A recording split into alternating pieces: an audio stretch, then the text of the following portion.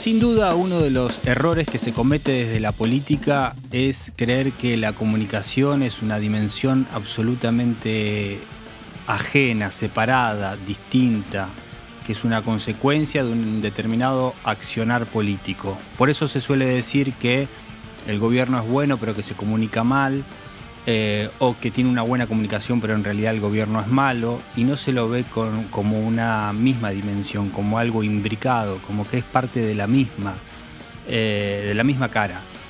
Y por otro lado, también nos estamos acostumbrando a lo que fue la salida del broadcasting, de estos medios pensados para una comunicación de masas, para un gran público, unos pocos medios que ordenaban la información, que ordenaban la agenda pública, este sistema de intercambios discursivos con los que vamos a estar conversando con el profesor José Luis Fernández. Estábamos muy interesados en tener esta conversación y un poco qué cosas hay de nuevas verdaderamente, qué estallidos, como él le llama, digamos, qué se sale de las tendencias y qué verdaderamente se presenta como un estallido cuando hablamos de redes sociales, del ecosistema digital y demás, y cómo se va generando ese sistema de intercambio a nivel político comunicacional.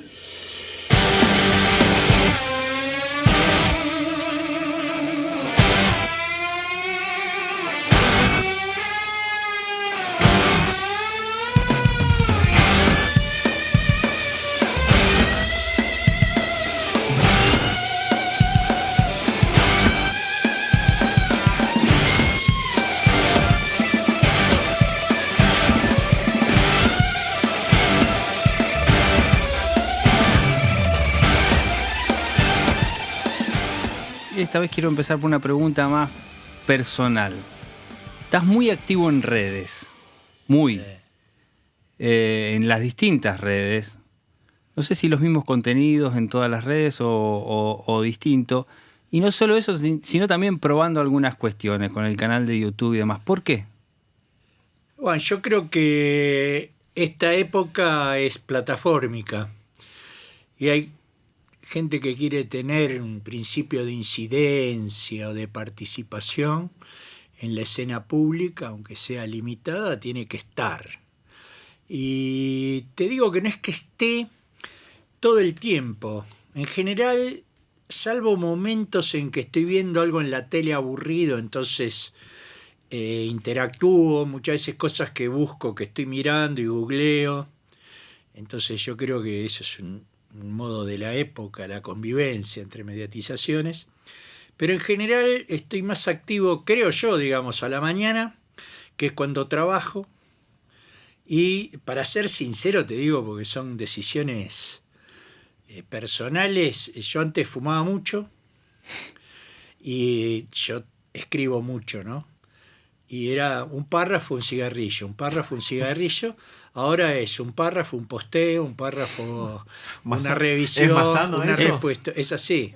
Pero es más sano para los pulmones cuando ya están destruidos. Es más sano. Vidas mediáticas. Sí, yo creo que es así y creo que además para poder hablar de estos temas hay que tener una doble conciencia. Yo en Twitter digo, no alcanza con la teoría. Investigo plataformas, no, hay que estar con un pie adentro y un pie afuera. Con los dos pies adentro vos pensás que Twitter es lo que a vos te pasa en Twitter. Y que todo Twitter es así. En general están todos muy equivocados. Pero además de ese intento de incidir o de opinar y de todo, escuchás, lees mucho de lo que pasa ahí adentro, no solamente para decir lo que vos querés decir, sino... No, trato de entender las tendencias, de ver qué pasa, de cuántos modos de estar en cada plataforma. Yo estoy centralmente en Twitter y en Facebook. Uh-huh. Y que publico... ¿Y has probado programas propios de YouTube también? O alguna... No, además tengo un canal en YouTube que ahí genero contenidos, pero no es algo de la vida cotidiana. Ahí genero contenidos... Los publicito y sí uso esos contenidos para meterme en discusiones o hacer comentarios en otras plataformas. Y obviamente siempre atravesado por la comunicación, pero los temas... Yo siempre digo que tengo dos dimensiones de funcionamiento y que en estas conversaciones también me parece que hay que aclarar. Una es como ciudadano, ciudadano con minúsculas, ¿no? O sea, como tipo común, que tengo inquietudes como creo que tiene cualquier ciudadano común. Yo creo que las inquietudes no son propiedad de los que se consideran inquietos y viven como inquietos, sino que no podés vivir por lo menos en estas sociedades en movimiento, no podés vivir si no tenés inquietudes, y que no depende del nivel de escolarización. Eso por un lado, ¿no? Está el tema de entender las inquietudes. Por otro lado, creo que es importante entender que estamos en proceso de aprendizaje. Que no sé si me desvío de lo que estábamos conversando. No, pero porque justamente te preguntaba por eso, porque de afuera yo noto como que estás haciendo como un ejercicio, como que estás viendo, digamos, casi investigando también un poco.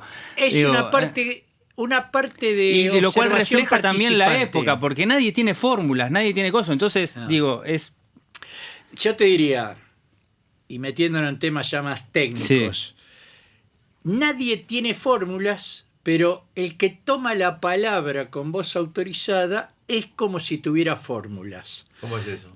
Y, por ejemplo, el que entiende de comunicación política hoy piensa que la clave de Milei son las plataformas y que TikTok es muy importante, ¿viste? Y yo creo que Milei no tiene idea de lo que es TikTok.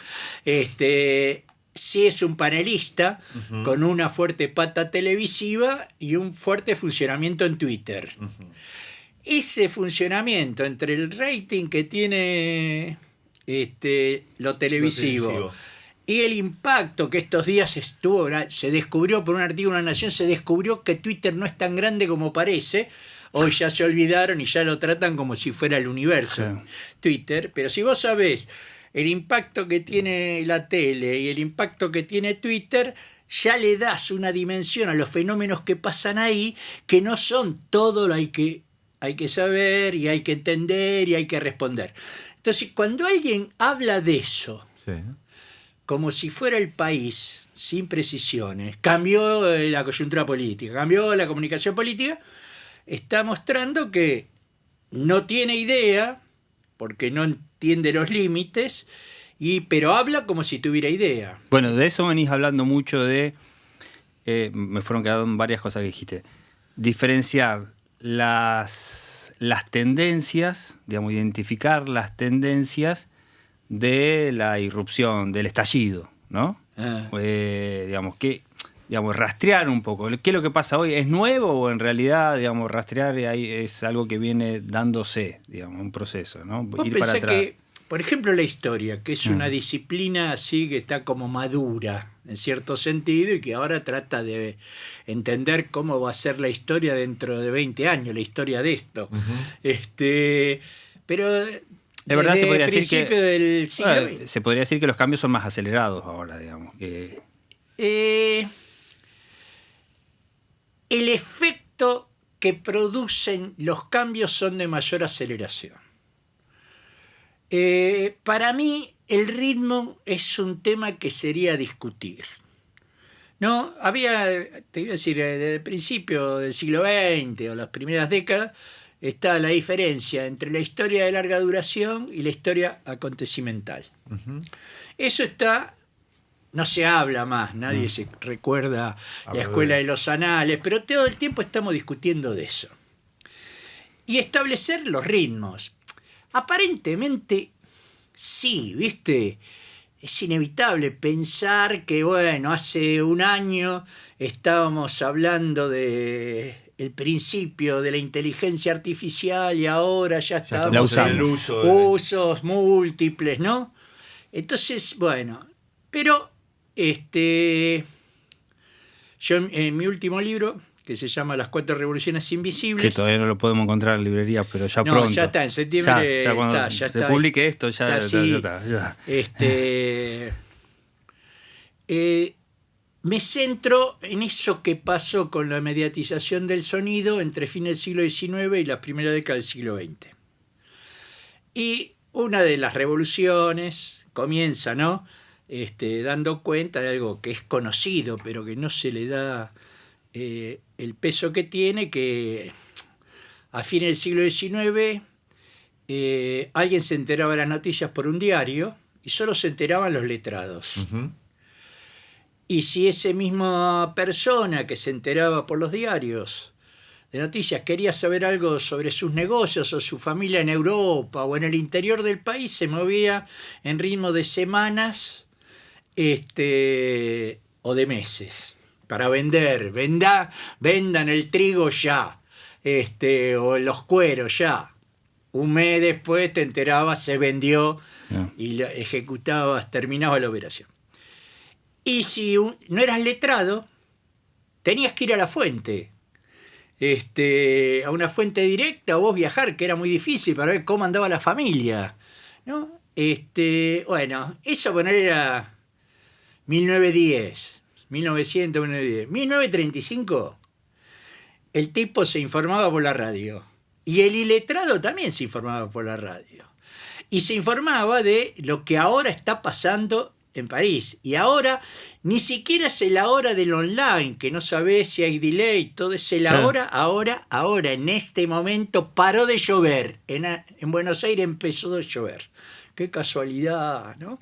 Esa distancia y esa temporalidad es vertiginosa. Creo que de tal magnitud que la sociedad y la academia, las ciencias sociales que se estaban conformando por otro lado, no lo capturaron. Solo capturaron cosas que tuvieran que ver con lo escritural, con lo audiovisual cinematográfico, viste, que recupera la novela del siglo XIX, te sientan en un lugar, mirás ese fenómeno nuevo, pero tenés tiempo para ir. No te permiten que te distraigas. Uh-huh. Rápidamente se arma la sala cinematográfica, ¿viste? Se sale de los bares. Uh-huh. Sí. Entonces, mientras eso pasaba y se convertía en arte y los diarios se volvían muy visuales y muy de diseño, perdía importancia lo escritural, se armaba ese mundo de cápsulas, fragmentos, canciones, pequeñas llamadas telefónicas, partes meteorológicos, cables noticiosos, relatos deportivos fragmentarios. Se va armando todo ese mundo que pasa desapercibido y el periodismo hoy... Para mí, solo la revolución digital es equivalente a eso en el sentido de atravesar la música, el periodismo, la política. Bueno, yo te escuché mucho que la música para vos es vanguardia en lo que va a pasar, anticipa un poco lo que va a pasar con el Siempre, resto. lo que es experiencia en otras artes o en otras áreas de desempeño, en la música es oficio. Todavía la colaboración, ¿viste? Es un tema que, qué lío, tengo que escribir desde mi casa, el home office, todo. Para los músicos hace década y media que si está el bajista en España, graba en España y después combinamos, ¿no? Ese tema, la espacialidad fragmentaria forma parte del oficio. Nos interesa a nosotros llevarte a lo político, ¿no? Hoy hablabas de incidir, digamos, en las redes para estar y para incidir. La política piensa mucho en eso, a mi entender, equivocadamente, que piensa que lo que cuando escribe o cuando postea incide. Uh-huh. Y que la gente lo va a escuchar, o lo va a leer, o va, digamos, y tiene una incidencia. Primero que hay que estar, en las redes que hay que estar. Después, que creen que inciden, a mi juicio, más de lo que ¿Es la política creen? o un ciudadano común también piensa que incide? Todo el mundo piensa que tiene una incidencia. Bueno, hablar de panelistas somos todos, entonces. Claro, de alguna todos manera, estamos paneleando en las redes. Es un campo de comprensión actual.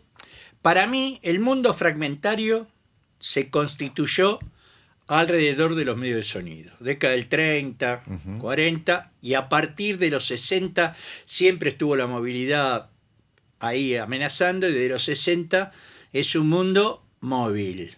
No estás en el living escuchando radio, estás manejando, caminando, andando en bicicleta, corriendo. Ese mundo está desapercibido y creo que es el que más se parece a lo que es la vida del ciudadano medio hoy. Por eso para mí si no se entiende eso, no se puede entender esto. Ahora, incidencia. El hecho de que cualquier ciudadano a esta altura, fuera de nivel de escolarización, salvo en lugares desconectados, ¿viste? Sí, sí. No digo ni el campo, ¿viste? No.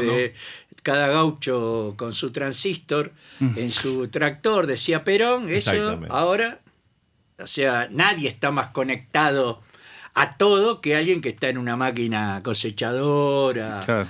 o sembradora. Así que en ese mundo todos podemos ser emisores. Y en el sentido, si vos emitís, por lo menos vas a incidir en tu familia, tus amigos, dar envidia en el trabajo, o dar generar nuevas relaciones en un mundo medio fantasmático. O sea que eso es... Hay algo de la incidencia, digamos, dentro del espacio de lo público que también, digamos, conmueve, porque, digamos, no cualquiera tiene voz dentro del espacio de lo público y ahí está interviniendo de alguna manera mínima, quizás a veces piensa que es más, que está interviniendo más. Sí, que o a lo que- veces tiene más incidencia sorprendente, Sí, porque sí. hay casos así de viralización Claro, es verdad. sorprendente. A lo que me parece que hay que entender, Sí, para mí, este fenómeno viene desde que, bueno, tenés una cámara instantánea, sacás una foto y la podés repartir de alguna manera, ya sos un emisor más complejo. Antes, para tener una imagen hasta el siglo XIX era una cosa compleja. Ahora, ese mundo fragmentario convivió con un mundo, una especie de paraguas organizador, alrededor de los medios masivos y de ciertas fuerzas políticas globales y dentro de los países ciertas fuerzas hegemónicas. Entonces Estaba eso... todo más organizado, ¿no? Más había controlado. un más, este, un oeste. Hay un orden. hay un orden. Lo chequeabas en Pravda o en The Guardian, La Claro. Nación o Grama. Incluso el control que la política decía tener sobre los medios era bastante crítico, porque teniendo controlado algún día el Diario del Pueblo, el día de la radio, y ya está. Exactamente, Eran había- 2, 3 medios. Eso tenía un funcionamiento. Es decir, todos teníamos un mundo más organizado. Había un conflicto en África, apoyaban los rusos, vos decías, estos son anti-yanquis. Entonces, más o menos, o sea, las siempre... consecuencias y los efectos estaban medianamente controlados, podríamos Sí. decirlo de esa manera. Pero no de una manera cerrada No. como se pensaba en buena parte de la inteligencia y del establishment intelectual. Porque en ese mundo medianamente organizado existieron los países no alineados. Sí. Nunca se pudo controlar Medio Oriente. Siempre Medio Oriente fue un campo dudoso, ¿viste? Ni muy soviético, Dificultoso. ni muy norteamericano, ni muy estable, ni muy... En ese mundo apareció la juventud, el hipismo, apareció el mayo francés, apareció el punk después. Sí. Pero todo era procesado, eso que se decía, bueno, vos sos antisistema, después el sistema te come. Y ese sueño que sigue hoy, hay gente que piensa que el capitalismo es imbatible y que triunfa todo el tiempo y que es homogéneo, enduido, ¿no? Bueno, contra toda evidencia. Bueno, ese mundo organizado de periodistas escritores o de palabra, de políticos líderes que hablaban a las masas Sí. y a través de los medios, aunque sea criticando los medios, ese mundo para mí es el que está desapareciendo. El mundo broadcasting. El mundo broadcast, el mundo de los medios masivos, el mundo de los grandes liderazgos, este sueño, ¿viste? De que ahora en Estados Unidos hay una candidata progresista que se opone a un candidato de derecha, entonces tenemos el mundo supuestamente ordenado. Es muy posible que gane cualquiera o que ese control ideológico se desorganice. Entonces, para mí es, ¿cómo hacemos? No como ciudadanos, porque como ciudadanos vamos a flotar, surfear, sobrevivir lo mejor que podamos, vamos a tener oportunidades que a lo mejor aprovechamos, a lo mejor no, pueden pasar muchas cosas, pero los que supuestamente sabemos, ¿qué tenemos que saber? Y si no sabemos, ¿qué tenemos que aprender para entender este nuevo mundo donde yo creo que va a haber tendencias? O ya hay tendencias, pero no podemos capturar de dónde se producen. Entonces tenemos hipótesis, son las redes sociales. Hay algo nuevo. ¿Qué hay nuevo en la vida social? Las redes sociales. No importa que esté mal definido, decir redes sociales, que redes sociales no diga nada, que no represente nada homogéneo, pero no importa. Vos explica por qué aparece el streaming ahora. Digamos, sí, el streaming. Bueno, porque el streaming es algo novedoso y ahí están pasando. Todo van ahí. Bueno. Entonces, en tu mirada, entonces, ¿cómo definirías esta nueva forma o este nuevo modo de comunicación, digamos? Porque para mí juega como reflejo o algo como inmanente a lo político todo el tiempo esto. No está ajeno a lo político. Yo te escucho y escucho también lo que está pasando políticamente. Digo, no puedo dejar de escuchar, digamos, que no hay liderazgo, por ejemplo. Sí. Escucho, no hay grandes ratings. No hay grandes ratings, las cosas no están ordenadas, no sabemos quién es de izquierda y ni de derecha. Entonces cuando yo tomo tu discurso y lo trato de atravesar, digamos, en términos, digamos, de lo político, digo, bueno, pasa lo mismo que pasa en la política actual. Falta agregar a ese pequeño panorama que hiciste, es que se piensa que Facebook, Twitter, TikTok, Instagram son mundos homogéneos. Bien. Y en realidad son contextos, en el sentido, viste, que decimos contexto es una ciudad, una región, un país, donde pasan un montón de cosas adentro. Entonces, por ejemplo, se asimila Twitter a discurso polarizado de odio. Yo siempre desafío al que quiera, miren mi Twitter, que soy alguien que participa, que opino sobre política, hago chistes.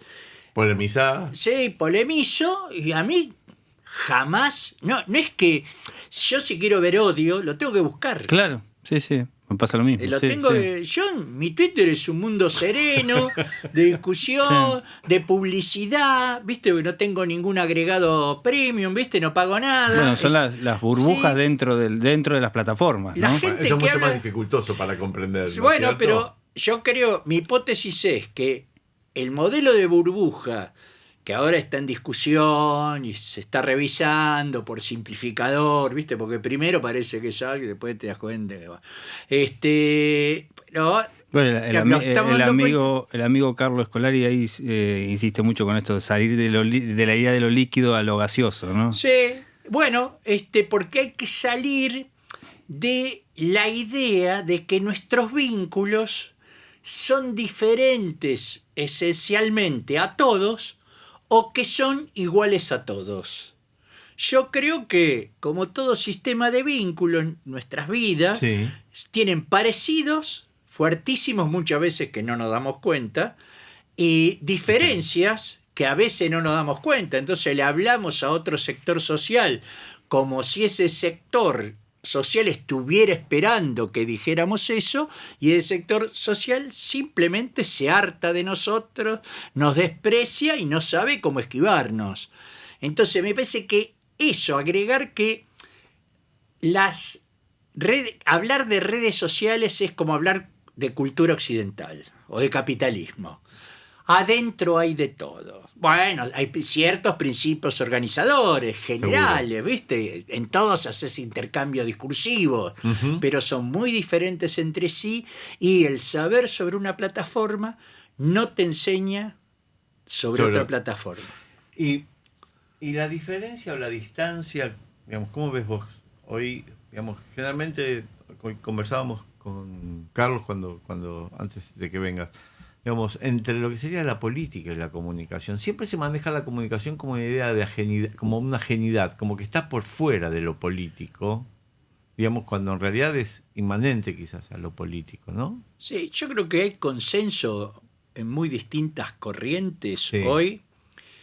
Yo, viste que hago entrevistas en mi canal y entrevisto a gente que no está en mi línea teórica. Seguro.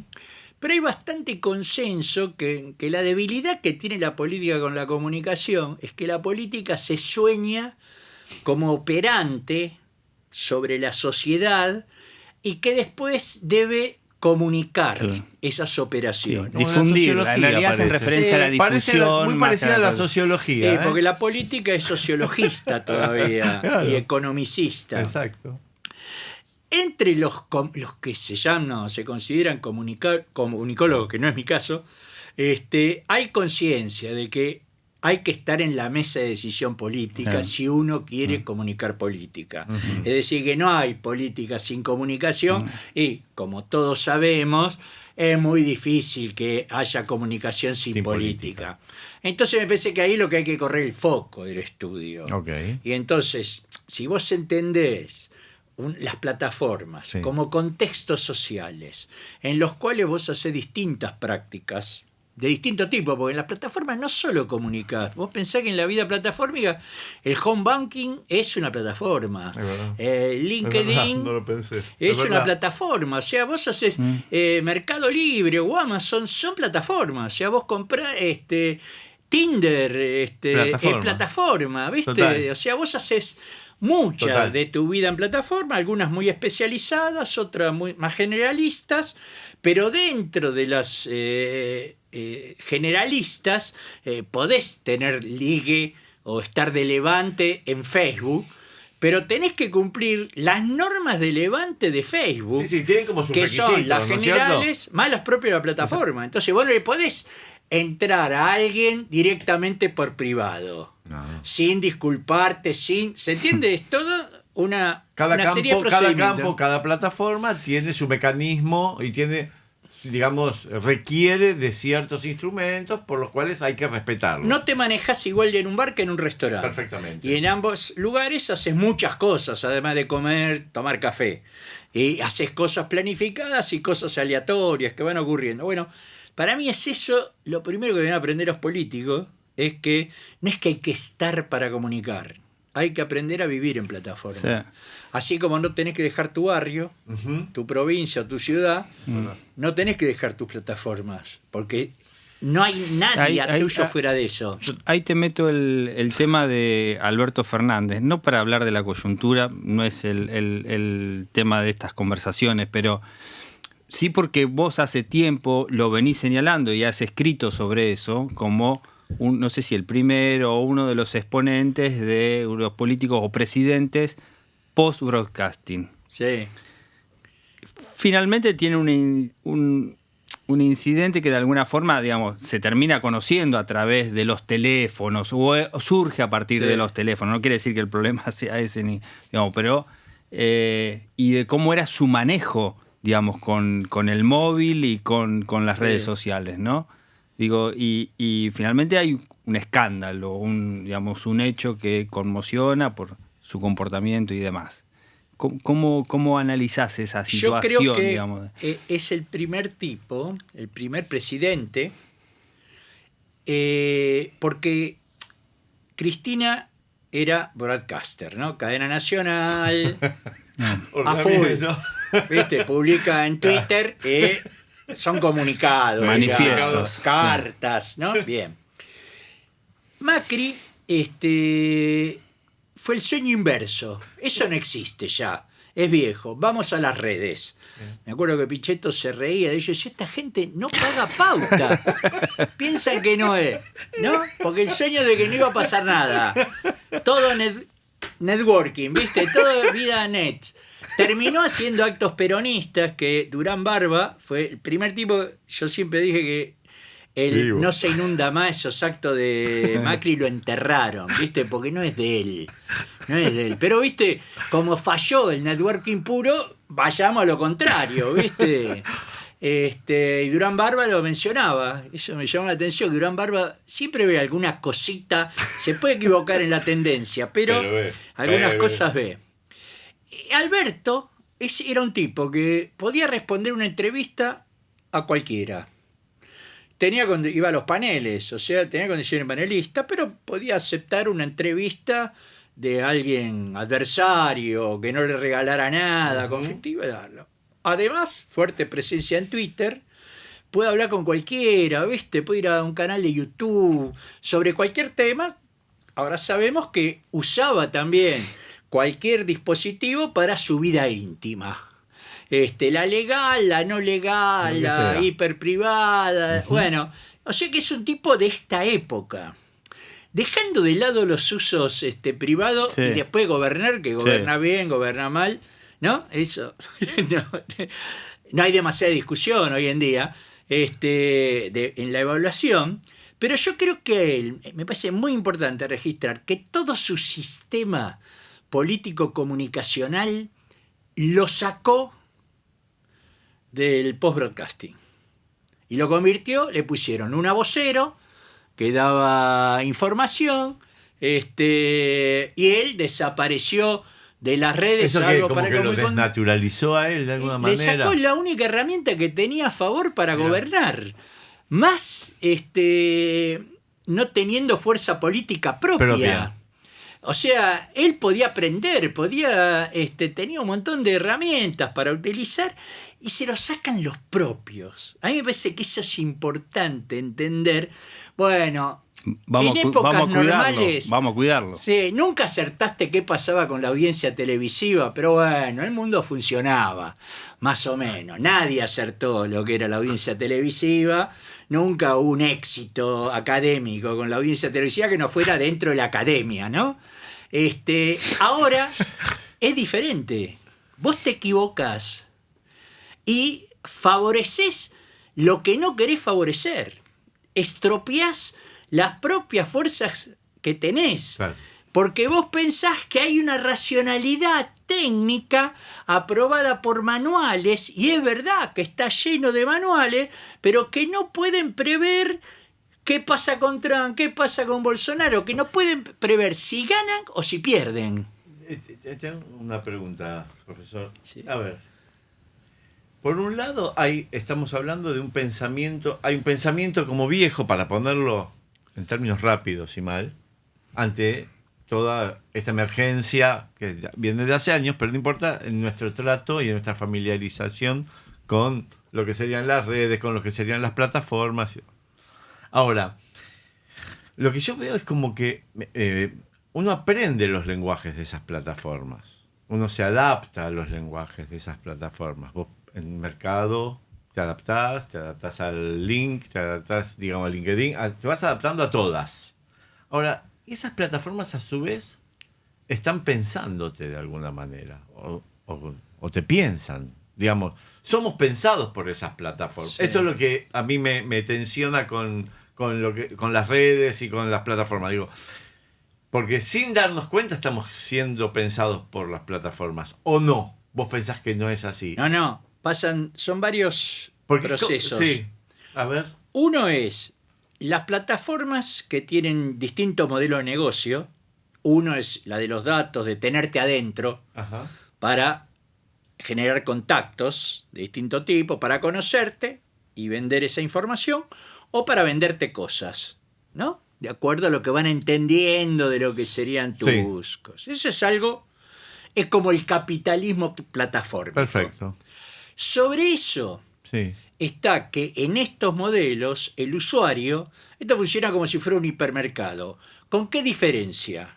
Que como si vos podés ir a un hipermercado y vos decís, pero yo quiero que el pescado esté separado de la carne, porque a mí me impresiona. Bien. Y lo agarrás y lo pones en otro lado. Esto quiere decir, entro más a un lado que a otro, y la plataforma registra y se modifica por eso. Bien. Eso te está pensando, está registrando que vos estás actuando. Entonces, buena parte, y está lleno la plataforma, yo qué sé, vos pensás, ya hace rato que lo escribí, Facebook hace rato que quiere que a lo que llamamos muro le digamos biografía. Nadie le dice biografía. No, porque lo estamos usando como muro a Facebook. A lo mejor es más muro Instagram con los usos que hay, más biografía en el sentido de lo que voy haciendo. Bueno, ese es un caso. O WhatsApp. La gente lo empezó a usar para usos no interindividuales mucho antes que la plataforma dijera, para esto están usando, facilitémosle los grupos, después lo vamos a tener en grupo. Entonces hay un proceso de interacción del usuario con las plataformas que genera innovación. Bien. Genera todo.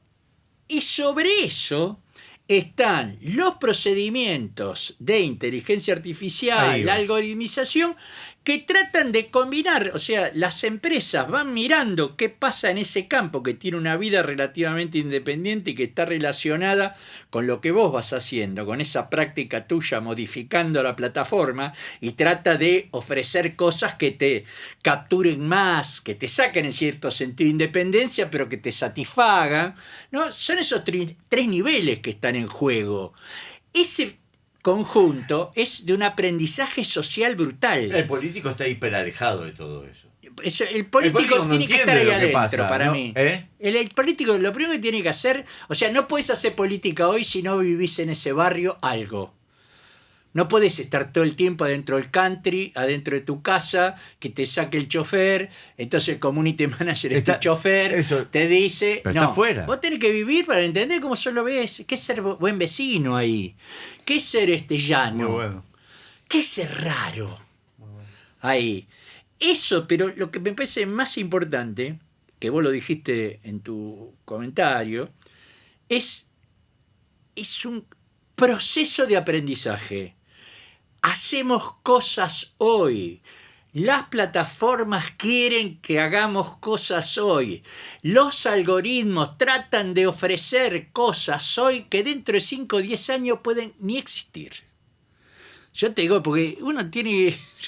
Yo cada tanto me gusta el queso y dulce como postre. Entonces, viste, te lo sirven de distinta manera. Son mis posteos más exitosos y que tienen más éxito, así como semiólogo, el queso y dulce. Membrillo batata. Membrillo batata porque yo soy un tipo así, moderado, codea del centro.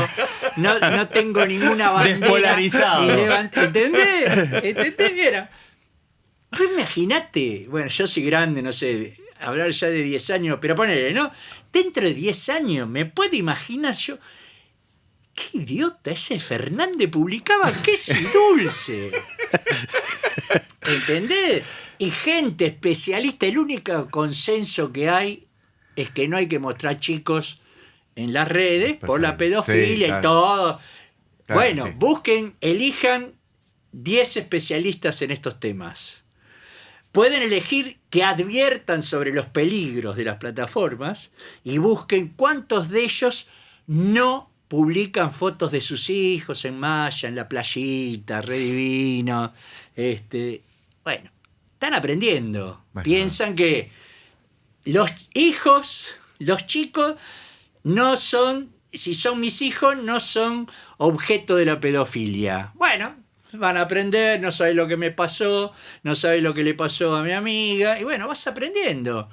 Y así pasa con mucha de esta polarización. Creo que estamos en un fuerte proceso de aprendizaje de eso que se denomina el discurso del odio como si fuera una entidad en el gobierno, desde el poder. Ay, ¿cuánto dura? ¿Cuánto aguanta? Uh-huh. ¿Cuánto insisten cuando vean que se caen las métricas, que la gente se harta, que viene un pastor bondadoso, ¿viste? Diciendo y dice, me gustaría gobernar con paz y vamos todos atrás de la paz, ¿viste? Porque esa es una dinámica propia del discurso de masas, es la oposición, la diferencia. Claro. Hay como una tendencia también, el político era estar en los medios, salir en los medios era sumamente importante. Vamos todos a las redes, estar en las redes, como vos decías, a Milei le dio éxito TikTok, vamos a TikTok. En realidad lo que pegaba era el mensaje, digamos, no era la herramienta, ¿no? O sea, era lo que decía cosas que a algo despertaba interés, digamos, ¿no? Una cosa es hablar como ciudadano, otra cosa es hablar técnicamente. Para mí, quiero insistir en esto, porque estoy hablando mucho como ciudadano y eso es un peligro. Yo creo que la herramienta es parte, la materialidad es parte. Claro. Lo que llamamos contenido, que es lo genérico estilístico, por decir así, es parte. Y la propuesta de uso, o sea, uno se da cuenta cuando algo está dicho para no en uno, pero cuando uno mira técnicamente, vos te das cuenta. Hay periodistas que piensan que son moderados y que entonces se ofenden que los ataquen con odio. Y piensan que si ellos dicen, en un lugar como Twitter, con una penetración de eso de gente importante, dicen amablemente y con racionalidad que está probado filosóficamente que un sector político son todos ladrones, eso piensa que la gente lo lee, mirá qué lindo comentario amable, y no que lo leen para polemizar y matar al otro, o sea, matar a un sector político, eso es muy violento. O como una provocación. Entonces, la parte textual o genérica estilística es una parte. Otra parte es eso genérico estilístico. ¿Para qué se usa en la sociedad? Evidentemente, mis tuiteos que no generan odio, aunque yo los piense como polémico, se entiende que bueno, este tipo no quiere hacerse enemigos. Está tratando de fastidiar con algunas cosas. ¿Para qué lo vamos a meter en la parrilla? Entonces, esos tres niveles, me parece, perdón que te... No. Hay que todo el tiempo, cada vez que te dicen es el audio, la fotografía o la plataforma, es porque es el discurso político, lo genérico estilístico, o es para divertirse o para enojarse. Si no tenés los tres, no está describiendo la mediatización de la que se esté hablando. Perfecto. Y ahora lo que se ve una tendencia, eso, generaba la sensación de, bueno, no necesito a los medios, no necesito ser intermediado ni por el periodista ni por el medio como marca de cosas, ¿no? Entonces, en las redes puedo... Y ahora como, tener su propio medio, es decir, su propio canal de YouTube, su propio streamer, sus propias cosas. Surgió los canales partidarios, ¿no? O sea, ya la creación de los canales, el canal Eva, el canal esto, el canal lo otro, ¿no? Como diciendo, bueno, yo mismo, sin una intermediación, hablando y generando cosas, ¿no? Eso el partido político casi, en una plataforma, Sí, ¿no? esto que decía un artículo hace poco, no me acuerdo quién, que decía que se genera efecto de unidades básicas, ¿viste? Donde vas, básica. Eso es porque se perdió la confianza en ese rol medianamente mediador que tenía la gran prensa, el gran canal de noticias, para relacionar fuerzas políticas con tendencia de voto. Entonces ahora es un momento anarquista, digamos, ¿no? Cada uno piensa que total nadie tiene garantizado el éxito. Tiremos tiros, a algún pato le vamos a pegar. Si le pegamos a 3 patos somos tendencia, somos Milei, capaz que somos el próximo candidato. Eso a mí me parece que hay que salir. Los ciudadanos no se van a Y todavía no está clara esta venir. etapa, post-broadcasting, ¿no? Que se convive con el broadcasting. Y Es así. no. ¿Qué tenemos que hacer en el mundo los que investigamos para aportar un poco de claridad? ¿Entendés? Bueno, yo creo que primero tratar de describir el Estado, no la corriente.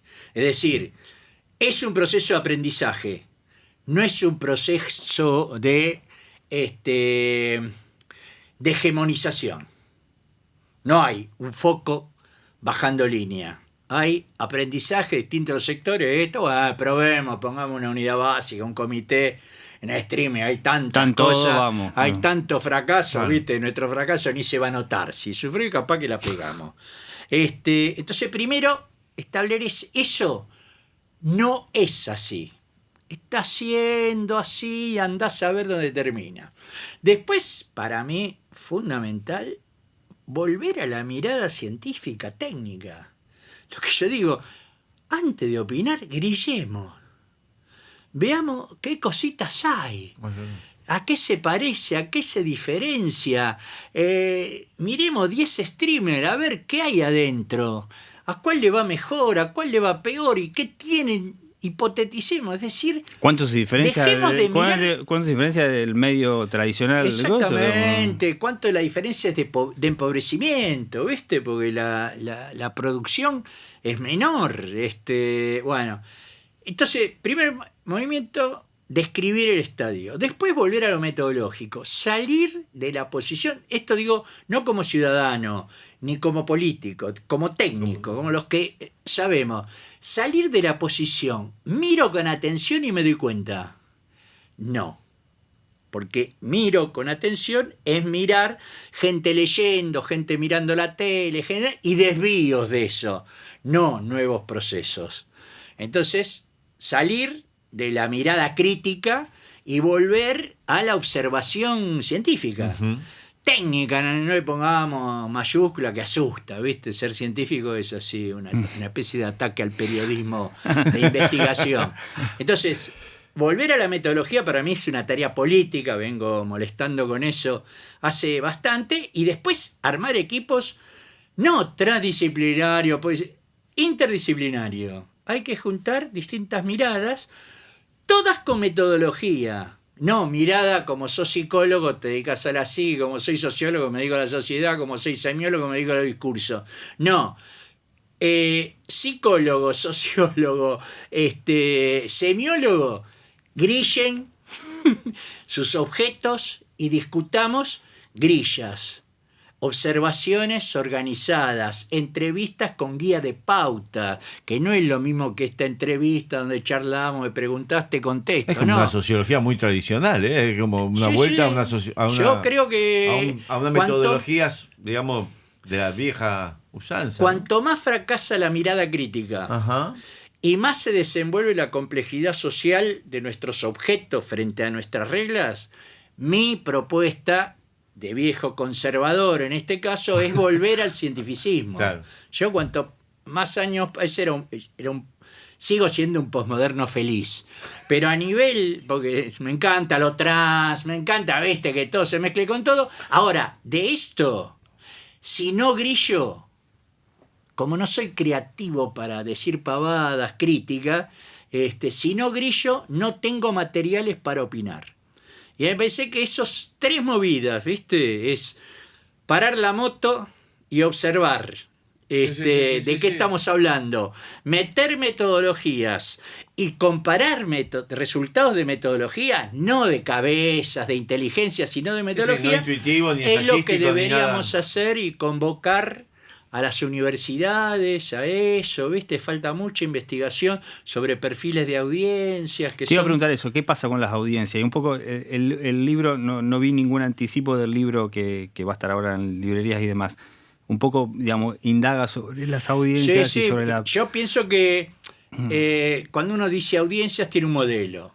Entonces, para mí en general, cuando se habla de Sí, aparte de esto que no audiencias se encontró un nombre, que hablamos de prosumidores, de consumidores, sí, de audiencia, yo estoy hablando, en el libro hablo de los audionautas. Perdón, ¿cómo se llama el libro? El libro se llama Las 4 revoluciones invisibles. Bien. Audiencias, desde antes de la radio hasta después del Ah, podcast. mira, justo el tema.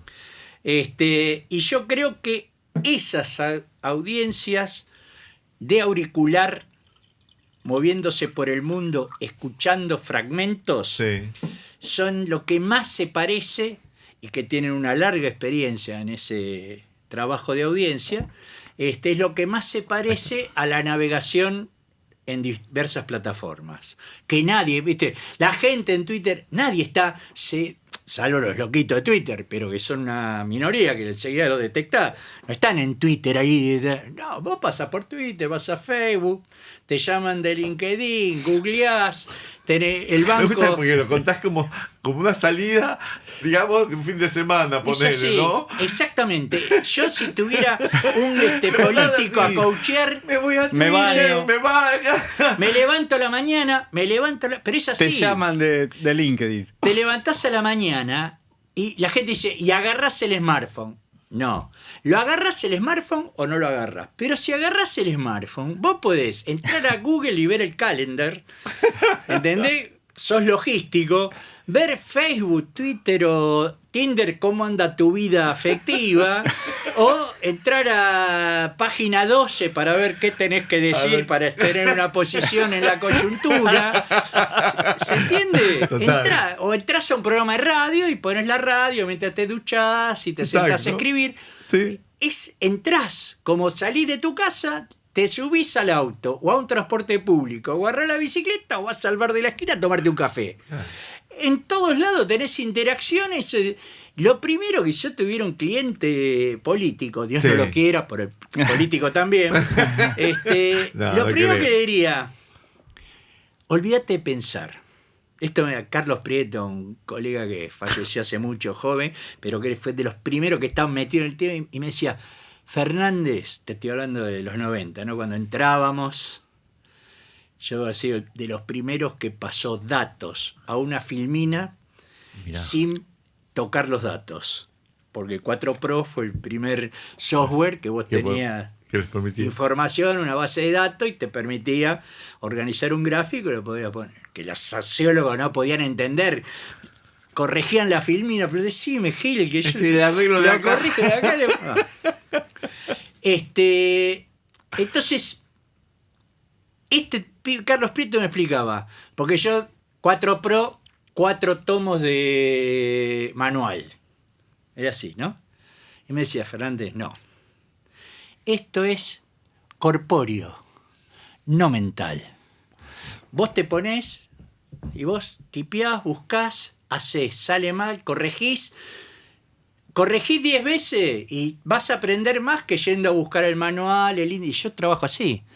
Yo escribo, cuando me equivoco algo, tacho todo, viste que tenés shortcut, todo. Yo me acostumbré, tacho todo, corrijo y vuelvo a escribir otra vez lo que borré. O sea, eso corpóreo es poner el cuerpo. Poner el cuerpo, hay que estar adentro. Y hay una territorialidad que serían estas plataformas que son diversas entre sí. Claro, que vas a ver que en una te contestan al día siguiente, otra, viste, pero te digo, cuando aprendimos un montón, te mando un mail, me contestás al día siguiente. Te mando un WhatsApp, me contestás a la media hora. Hay cosas que te mando por mail, hay cosas que te mando por WhatsApp. Eso es vivir en plataformas. Y es algo que aprendés, te llenan el WhatsApp. Agarrás la lista de contacto, ¿viste? Es algo... Ibas a decir que estás hablando de audiencia, estás hablando de... Bueno, yo pienso que esas audiencias no han sido pensadas. Dijiste un nombre, ¿no? Audionautas. Audionautas. Sí, lo saqué de una web así cualquiera que se dedica a esas cosas, ¿viste? A jóvenes que escuchan y se refería a audionautas. Siempre los menciono como los que inventaron el nombre. Esa gente nunca fue estudiada. Yo tengo un libro que se llama La captura de la audiencia radiofónica que trata mucho de estas cosas, ¿no? Y que le da un lugar importante a entender lo discursivo para entender qué estás escuchando. Si vos pensás que la vida es una vida de relatos, estudiás audiencias que escuchan relatos. Si vos pensás que la vida es una vida de mosaicos, de pegar cosas y encontrarte, estudiás gente que sabe manejar mosaicos. Bueno. Las audiencias televisivas fueron derivaciones de la lectura atenta, de la recepción de cine. En tu living veías la ventana y lo que pasaba ahí adentro, todo. Mientras la gente andaba con sus auriculares de la década del 60, escuchando la radio, el partido, el informativo, perdiéndose parte, ¿sí? Y al fin del día, ¿cómo anda el mundo? Y más o menos tenías una idea, los conductores eran importantes, pero no generaban tendencia. Tipo, combinaban, te convencía de que había un orden cultural o político en sentido amplio detrás.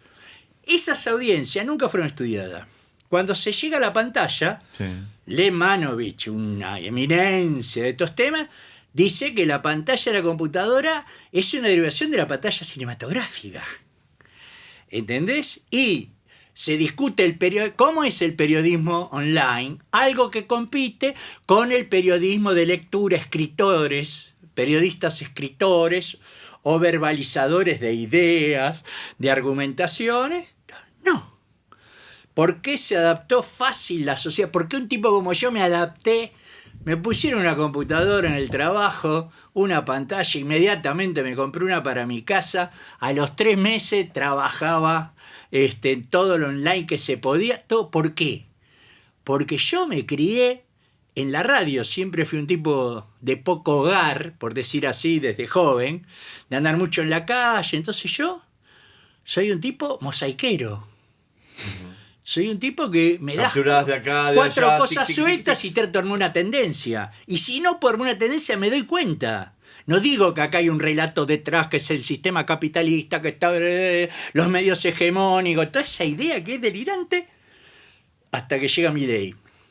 Funciona como si funcionara hasta que de golpe ganó Milei. ¿Qué pasó? ¿Y qué pasó acá? Cambió el mundo. No, yo digo, ese mundo que viene armando tendencias a su manera, mientras el mundo oficial estaba más o menos ordenado, se desordena ese mundo. No me proteges en la pandemia. Me enojo por cómo me tratás. Estoy abandonado por el Estado.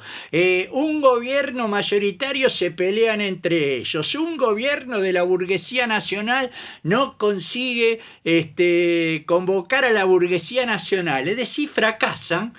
Emerjo, ¿viste? No me jodan más. Me parece que esto, para mí, iba a salir por el lado de la violencia. Salió por un modo de la violencia que es el mileísmo. Sí, pero fue una válvula de escape distinta. Y hay otro modo de escape que creo que no se le está prestando atención, que es la informalidad. Creo que la informalidad no son solo los cartoneros. En la informalidad están esas empresas que ni el Estado ni nosotros sabemos que existen hasta que llegan a Wall Street y se convierten en unicornios. Es decir, en el 40% de informalidad hay una rebeldía fiscal, hay proceso de producción, eso que salta con los Barrani. Creo que los Barrani es un aspecto cool, pero yo creo que ahí hay riqueza, conocimiento. Conozco muchos casos, una cultura, pero sofisticada. Total. Que tiene éxito en el exterior, que cobra en el exterior. Hay todo un movimiento que mantiene población, que genera puestos de trabajo. Yo creo que la próxima rebeldía puede ser que esa economía, un día la política, el Congreso, diga, muchacho, solo el 48% de la economía paga impuestos. Cambiemos. Se Muy pudrió. bueno.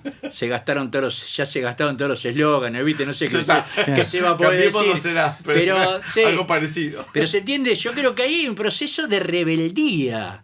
Esos tipos que yo los llamaba en la pandemia los irredentos. Vos tenés que estar en tu casa, cualquiera en el televisor, cualquiera, sin ninguna representatividad, y está afuera, está en la tele, te dice, quédate en casa, sé responsable, y te reta.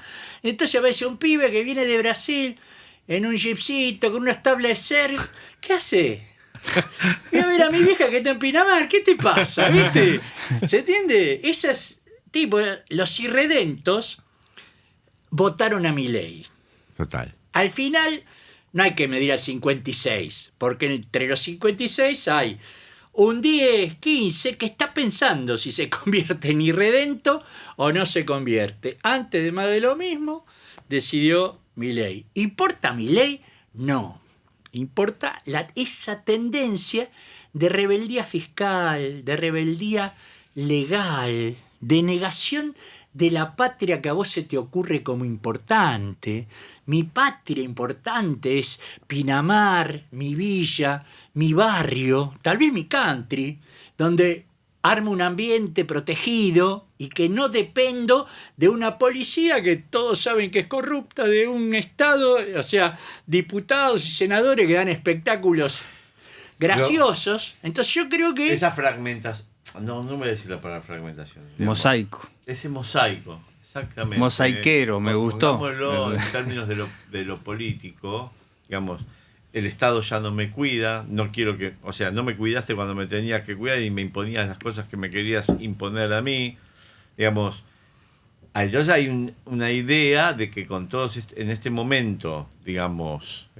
Hablamos del caos también, ¿no? O sea, sí, y ese caos estaría reflejado también en la idea de cierta... Disculpa que lo llevo siempre al ámbito de lo político, pero hay una idea de esa unidad nacional de la que uno habla, o que puede pensarlo en esos términos, ya no puede pensarse más. No, además está empezando a haber rasgos de federalismo centrífugo, dado que el federalismo centrípeto no está funcionando. Entonces, sí, señor, va a haber procesos, me parece, es posible esto, sí, lo digo como ciudadano, y bien llano. Creo que hay procesos así de disgregación que no significa que Claro. sea caos. Discutiría la noción de caos. El tema de mosaico es interesante, porque un colega muy brillante, un colega italiano en un congreso hace poco me decía, ¿por qué el mosaico siempre tiene un sentido? Son partículas que no tienen, pero al final tiene un sentido. En cambio, ¿por qué no usar patchwork? Viste que son esas telas, Sí, sí. pegote de telas. Yo dije, porque para mí el desafío es, el patchwork no tiene sentido. No hay manera, está hecho para que no tenga sentido. Un pedazo se pega Son con retazos. otro. Claro, retazos. En El cambio, mosaico con forma, digamos. el mosaico, yo pienso que después de un día de escuchar radio así como loco, no les voy a contar otro rasgo de mi biografía en ese momento, pero combinado con distintas cosas, yo decía, ¿estamos en un momento progresista o estamos en un momento reaccionario? Por decir, Sí. o ese tipo de cosas. ¿Un momento de orden o un momento de desorden? Yo me hacía un sentido y yo creo que hablaba con mi gente y nos poníamos de acuerdo. Y nuestra información no era, dijo el general Perón. Perfecto. Era, para mí, hoy, entender lo que sería el peronismo, el antiperonismo, el posperonismo, el neoperonismo, es combinar estas cosas de cierta manera. Eso, entre los que no somos hegemónicos, lo venimos haciendo desde hace décadas. Ujú. Y nos parecemos a los audionautas o somos audionautas.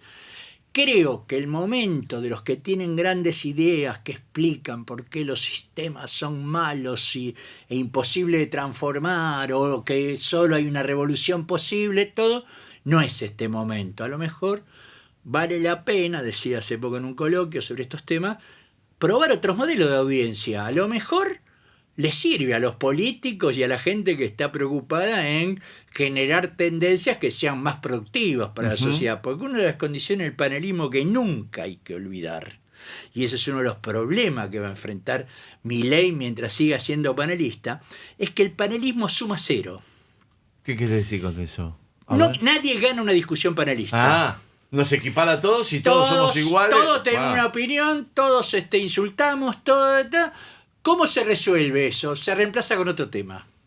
Es verdad. No hay posibilidad de resolver. Bueno, lo que, Por la, eso- lo que Es la verdad. audiencia defina, digamos. Por eso, cuando aparece otro tema que genera interés, se cambia. Por eso el intento irresponsable de políticos que se consideran populares o pretenden Sí. ser populares, de tratar de dar la batalla en ese campo, es un proyecto suicida. O sea, la gente no se van a producir soluciones, no se van a armar organizaciones políticas más o menos trascendentes, va a sumar cero y la salida va a aparecer por otro lado. Ahora, perdón. El político que aparece como panelista, Sí, supongamos que tiene conciencia de esto que decís. Supongamos Sí. que sabe que no hay quien gane. Sí. Nadie va a ganar, ninguna opinión se va a imponer sobre la otra opinión. ¿A qué está asistiendo ahí? A que se lo conozca, quizás tiene, digamos, guarda algún tipo de expectativa, digamos, no deberíamos muy- redefinir quiénes son panelistas. Ok. Porque para mí, mi listado de panelistas Sí, incluye a ver. a Milei, Expert, Sí, Miriam Bregman, sí, Santoro, sí. o sea, están todas las tendencias ahí. Yo Sí, sí. creo que Pero todos no es por van... política. ¿Por qué lo cuando mío, hablas de panelismo Yo no, perdón, hablas- perdón. pero No es por político que yo lo estoy catalogando. Yo digo el político en general, no me importa la ideología. Yo creo que Miriam Bregman va ahí porque si le gana muchas batallas a Fernando Iglesias, el trotskismo va a estar más cerca de su próximo objetivo. Y lo hace por eso. Leandro Santoro creo que va ahí para mostrar que él, dentro del panelismo, es el más racional, el que tiene explicaciones O sea, más cada uno va complejas. a lucir. Piensa que va a ganar en el panelismo, porque el panelismo no es un partido político, por No, decir no. así. Es un proceso de producción discursiva, donde si vos estás adentro, no necesariamente estás adentro dándote cuenta, No. porque si no, no se justificaría que todos los políticos vayan a dos voces. Por eso. Es como un paradigma que no te da nada, pero los tipos te hacen firmar cosas. Sí, Y bueno, te castigan, es todo. porque, bueno, eso porque... El panelismo no está también en las plataformas, digo, el panelismo no está también en el Congreso, cuando se hace un discurso para las redes y para el coso, digo. El ¿no? panelismo es, creo que a vos ya te lo comenté, yo descubrí el peso del panelismo en el debate en 2000, Scioli-Macri, ¿cuándo? 2015.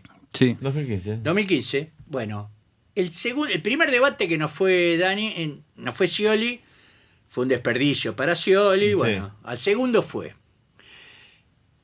El debate tuvo todo lo que tiene que tener un debate presidencial, mismo con picanteces. Sí. No, pero cada uno expuso lo suyo, ¿no? Y fue considerado aburrido, un desastre, pero así, te diría unánimemente, incluido consultores, no sé ustedes qué opinaban en ese momento, digamos, ¿viste? Unánimemente, estos tipos, ¿qué buscan? Esta crítica, buscan un panel.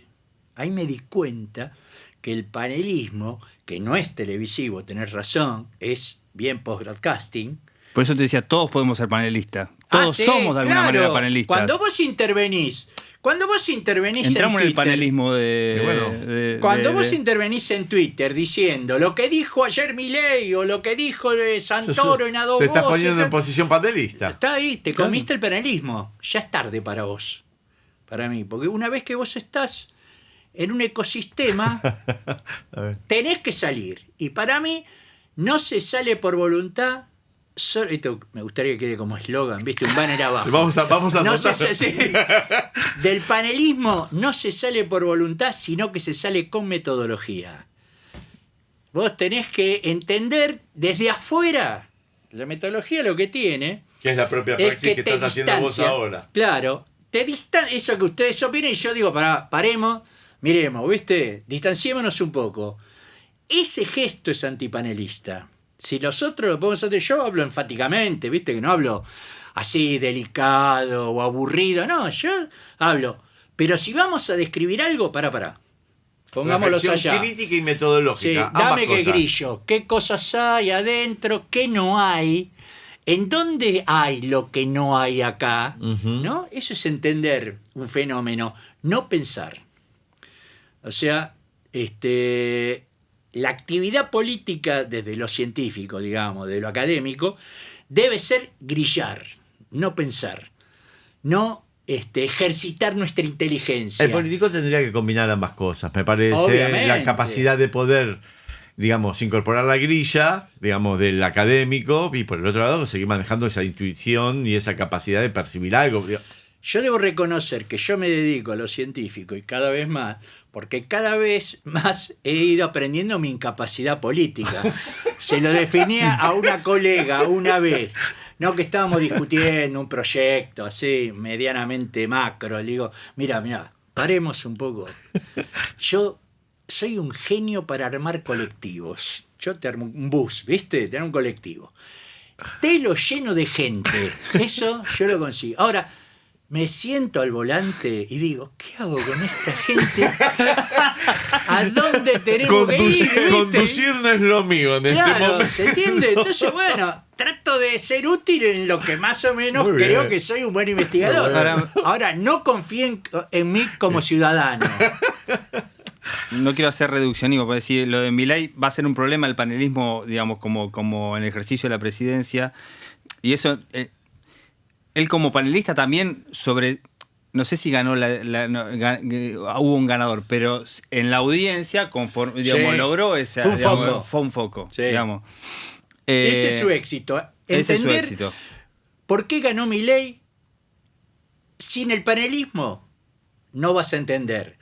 Con el panelismo solo no No alcanza alcanza. porque no vas a entender por qué Es no como ganó, Cristina. por qué no crece el trotskismo, por qué no crece el Sí, santorismo, sí, sí. por qué Esper, que parece ser tan parecido, quedó lejos. Y esa fórmula panelista en el poder, decís, lo agota también. Y le pasa esto de que tiene una reunión de diputados y salen todos a acusarse, tenemos dos posiciones políticas, estamos viendo, A están todos denunciarse. locos, A denunciarse. le faltan directamente. patitos En la ¿entendés? Es algo, no pasa nada, digamos. Ojo que para mí todo esto, el paralelismo, que la gente, el problema es que si tenés que gobernar y si el país no anda bien, entonces vos sos Milei, por ejemplo, para mí algo clave, esto como ciudadano, así Sí, por que supuesto. ya saben que está posiblemente equivocado. Yo creo que lo que define en los próximos meses el gobierno es que Caputo, el ministro, y Sturzenegger no se peleen. Que es difícil que no se peleen, entre otras cosas porque son argentinos. Pero- Y de esta época. Pero si no se pelean, se va a notar mucho que el gobierno está ahí y que Milei está en los fuegos artificiales de repartir puteadas, insultos, tweets, elegir entre una diputada y otra diputada. Pero el núcleo que no duro suman. Claro, el está gobierno ahí. está en otro lado. Si esa parte del gobierno se deshace o entra en conflicto panelista, salgamos corriendo, digamos. Va a aumentar la informalidad al 60% y los anarcopopulares vamos a tener un éxito relativo. Voy a terminar esta conversación, linda conversación, interesante. Empecé con algo comportamiento personal, termino con eso. ¿Por qué los paisajes en la publicación de los Porque yo creo que... casi que sí. diaria? Sí, bueno, primero porque vivo... en mi casa no se ve exactamente eso que fotografío, que es un enfoque. En realidad tengo bastante buena vista, pero tengo un edificio acá y de este lado tengo todos contrafrentes, es decir, edificio feo. Entonces yo enfoco ahí. Lo que a mí, y por qué publico, yo quiero que mis... por lo menos Twitter y Facebook sean mosaicos. Y yo creo que la mirada al cielo, al paisaje urbano, te cambia el registro. Te lleva a una mirada que te saca del barro cotidiano. ¿No? Vos pensás que yo me levanto, entro en la radio, entro yo, en la logística, no me acuerdo qué tengo que hacer ese día, así que miro lo que tengo que hacer, bueno, me higienizo y me siento en la computadora. Preparo el desayuno. Cuando no hace frío, tomo mate así en el balcón, mirando eso, y si no, me siento en la computadora. No es lo mismo para mí, en mi cabeza, en lo que escribo, si empiezo por el balcón que si empiezo por la computadora. Entonces, para mí, mirar el cielo, hay un par de colegas brasileños que entienden eso, que siempre me dicen, vos siempre estás mirando el cielo. Y sí, viste, trato de mirar la realidad, lo micro, y escribo letra por letra, digamos, ¿no? No escribo así poéticamente, sino escribo como trabajosamente, y mirar el cielo, mirar el paisaje urbano, creo que te mantiene cerca de la cultura, pero con una mirada distanciada y fría que sirve para pensar. Entre nosotros, además, prefiero ese paisaje urbano que un paisaje serrano o marítimo. Uh-huh. Debo ser sincero, soy como una especie de bestia urbana. No hay que decirlo mucho porque es un poco fino. Hay que volver a la naturaleza. Yo me encanta volver a la ciudad cuando estoy en la naturaleza.